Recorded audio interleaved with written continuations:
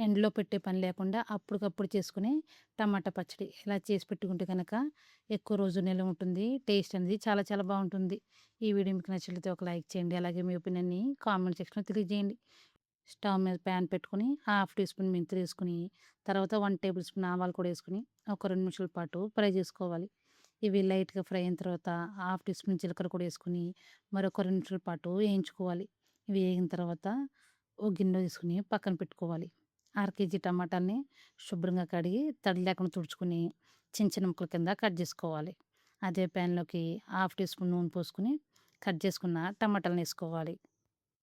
తర్వాత కొద్దిగా ఉప్పు, అలాగే పావు టీ స్పూన్ పసుపు పొడేసుకొని, ఒకసారి బాగా మిక్స్ చేసుకొని, స్టవ్‌ని సిమ్ లేదా మీడియం ఫ్లేమ్‌లో పెట్టుకొని, మూతనేది పెట్టుకొని, ఒక 4, 5 నిమిషాల పాటు ఉడికించుకోవాలి. ఒకసారి టమాటా పచ్చడి ట్రై చేయండి. ఇది అన్నం, ఇడ్లీ, దోసలోకి బావుంటుంది. ఒక 4, 5 నిమిషాల తర్వాత ఇలా పైకనేది వాటరొస్తాయి కదా! లైట్‌గా టమాటాలన్నీ ఉడుకుతాయి.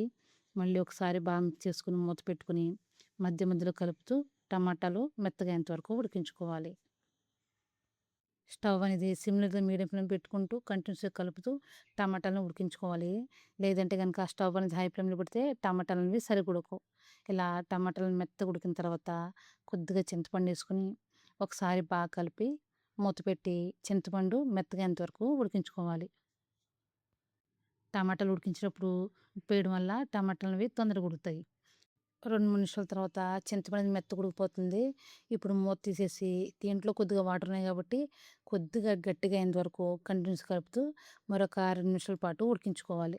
ఒక 2 నిమిషాల తర్వాత వాటర్ అంతా ఇంకిపోయి ఇలా గట్టి పడుతుంది కదా! స్టవ్ ఆఫ్ చేసి పూర్తిగా చల్లగయ్యేంత వరకు పక్కన పెట్టుకోవాలి. మిక్సీ జార్‌లోకి మనం వేయించి పెట్టుకున్న జీలకర్ర ఏసుకొని, తర్వాత 2 టేబుల్ స్పూన్ ఉప్పేసుకొని వీలంత మెత్తగా మిక్సీ పట్టుకోవాలి. తర్వాత ఇదే మిక్సీ జార్‌లోనికి పావు కప్పు కారం కూడా ఏసుకొని ఒకసారి మిక్సీ పట్టుకోవాలి. తర్వాత మిక్సీ జార్‌లోకి మనం ఉడికించుకున్న టమాటాలు పూర్తిగా చల్లగైన తర్వాత మిక్సీ జార్‌లో ఏసుకొని మధ్య మధ్యలో కలుపుతూ కొద్దిగా బరకని మిక్సీ పట్టుకోవాలి. టేస్ట్ అనేది బావుంటుంది. మీరు కాదంటే గనక వీలంత మెత్తగా కూడా మిక్సీ పట్టుకోవచ్చు. ఇలా మిక్సీ పట్టుకున్న టమాటాలు, అలాగే మిక్సీ పట్టుకున్న పొడేసుకొని ఒకసారి బాగా మిక్స్ చేసుకోవాలి.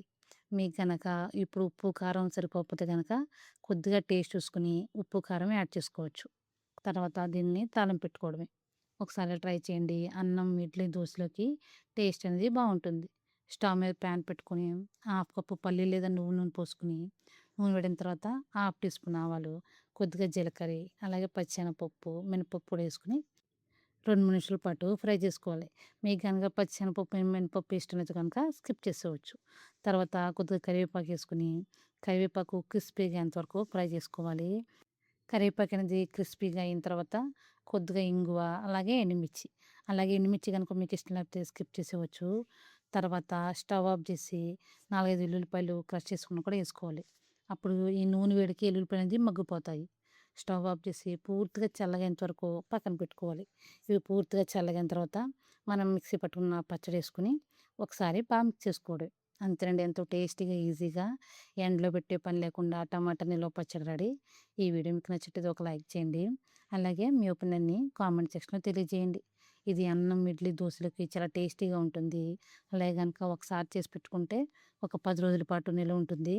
ఫ్రిడ్జ్‌లో పెట్టుకుంటే గనక కనీసం నెల రోజుల పాటు నిల్వ ఉంటుంది. టేస్ట్ అనేది చాలా చాలా బావుంటుంది. ఈ వీడియో మీకు నచ్చినట్లయితే ఒక లైక్ చేయండి. అలాగే మీ ఒపీనియన్‌ని కామెంట్ సెక్షన్‌లో తెలియజేయండి. ఈ పచ్చడి మొత్తం మిక్స్ చేసుకున్న తర్వాత ఒక గాజులో స్టోర్ చేసుకుంటే ఎక్కువ రోజులు నిల్వ ఉంటుంది.